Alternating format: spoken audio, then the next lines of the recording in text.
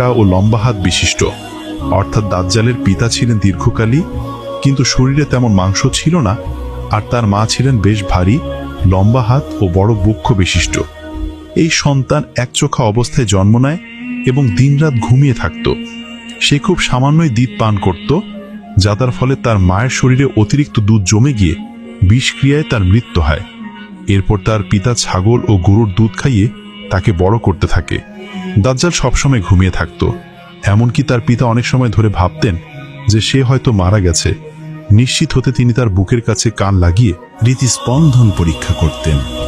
নবী সাল্লাল্লাহু আলাইহি ওয়াসাল্লাম এই সম্পর্কে বলেছেন, তার চোখ ঘুমিয়ে পড়বে কিন্তু তার হৃদয় কখনো ঘুমাবে না।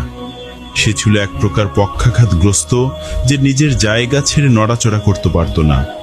নবী সাল্লাল্লাহু আলাইহি ওয়াসাল্লাম দাজ্জালের চেহারা সম্পর্কে বিস্তারিত বর্ণনা দিয়েছেন। আব্দুল্লাহ ইবনে উমর রাদিয়াল্লাহু তাআলা আনহু থেকে বর্ণিত, একদিন রাসূলুল্লাহ সাল্লাল্লাহু আলাইহি ওয়াসাল্লাম সাহাবাদের মাঝে দাজ্জালের বিষয়ে আলোচনা করে বলেন, মসিহে দাজ্জাল তার ডান চোখে একচোখা হবে, তার চোখ হবে ফোলানো আঙ্গুরের মতো উঁচু। দাজ্জাল মিথ্যাভাবে দাবি করবে যে সেই আল্লাহ। তার দেখানো নানা চমৎপ্রদ ঘটনা ও মিথ্যা অলৌকিক কাণ্ড দেখে অনেকে বিভ্রান্ত হয়ে তাকে বিশ্বাস করবে। দাজ্জাল মানুষের ঈমান পরীক্ষা করতে বিভিন্ন ধরনের ফিতনা ও প্রতারণার আশ্রয় নেবে। তার সঙ্গে থাকবে জান্নাত ও জাহান্নামের মতো কিছু, তবে যে জিনিসকে সে জান্নাত বলবে সেটি আসলে জাহান্নাম হবে। নবী সাল্লাল্লাহু আলাইহি ওয়াসাল্লাম বলেছেন, আমি তোমাদের তাকে নিয়ে সতর্ক করেছি, যেমন নূহ আলাইহিস সালাম তার জাতিকে সতর্ক করেছিলেন। দাজ্জালের ফিতনা হবে মানব ইতিহাসের সবচেয়ে ভয়ঙ্কর পরীক্ষা, কারণ আল্লাহ তাআলা তাকে এমন সব অতি প্রাকৃত ক্ষমতা দেবেন যা মানুষের চিন্তা শক্তিকে হতবাক করে দেবে। খ্রিস্টানরা মনে করবে যে সেই ঈসা ইবনে মারিয়াম।